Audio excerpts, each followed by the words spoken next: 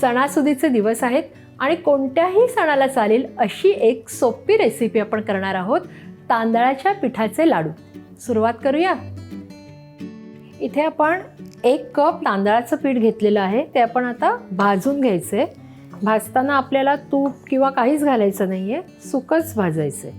आपल्याला तांदळाच्या पिठाचा रंग बदलू द्यायचा नाहीये, म्हणून अगदी बारीक गॅसवर सतत हलवत आपल्याला हे पीठ भाजून घ्यायचे।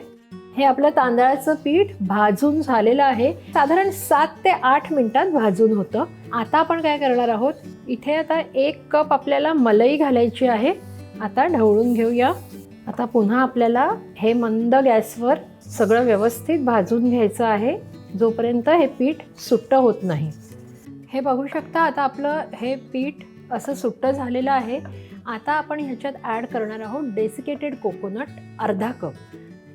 इथे डेसिकेटेड कोकोनटच्या ऐवजी तुम्ही ओलं खोबरं सुद्धा वापरू शकता। आता हे पुन्हा छान परतून घ्यायचं आहे। डेसिकेटेड कोकोनट घातलं तर आपले लाडू जास्त दिवस टिकतील, जर का ओलं खोबरं घातलं तर 3-4 दिवसच टिकतील। इथे आपण आता तुपाचा कुठेही वापर केलेला नाहीये, जी आपण मलाई घातलेली आहे त्याचं जे तूप सुटणार आहे त्याच्यातच आपण हे लाडू करून घेणार आहोत। आता आपलं हे खोबरं जे होतं ते सुद्धा भाजून झालेलं आहे, साधारण 5 मिनिटं आपण हे भाजलेलं होतं। इथे मी अर्धा कप पिठी साखर घेतलेली आहे। पिठी साखर घालून खूप वेळ आपल्याला ढवळायचं नाहीये, थोडीशी ही वितळण्यासारखी झाली की आपण गॅस बंद करणार आहोत। तुम्ही बघू शकता, इथे तूप आपण घातलेलं नव्हतं तरी सुद्धा ह्याला तूप सुटलेलं आहे। आता आपण ह्याच्यात ड्रायफ्रुट्स आणि वेलची पावडर घालणार आहोत।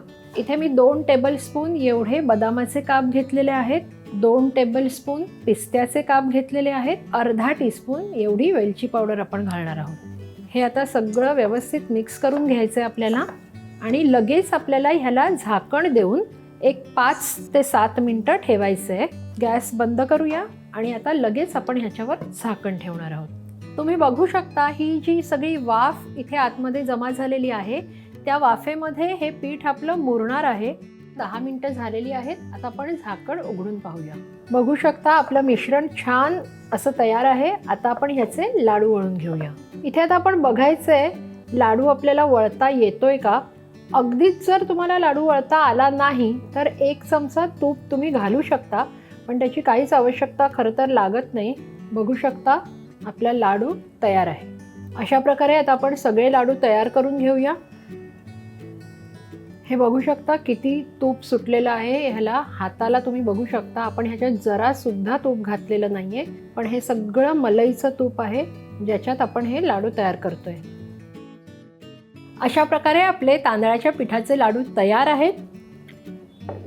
अगदी सोपे आहेत, ह्याच्यात आपण कुठेही तूप वापरलेलं नाहीये, साखरेचा पाक करायचा नाहीये। अगदी डोळे झाकून हे तुमचे लाडू छानच होणार आहेत। तर नक्की करून बघा आणि अशा छान छान रेसिपीजसाठी रुचकर मेजवानीला लाईक, शेअर आणि सबस्क्राईब नक्की करा।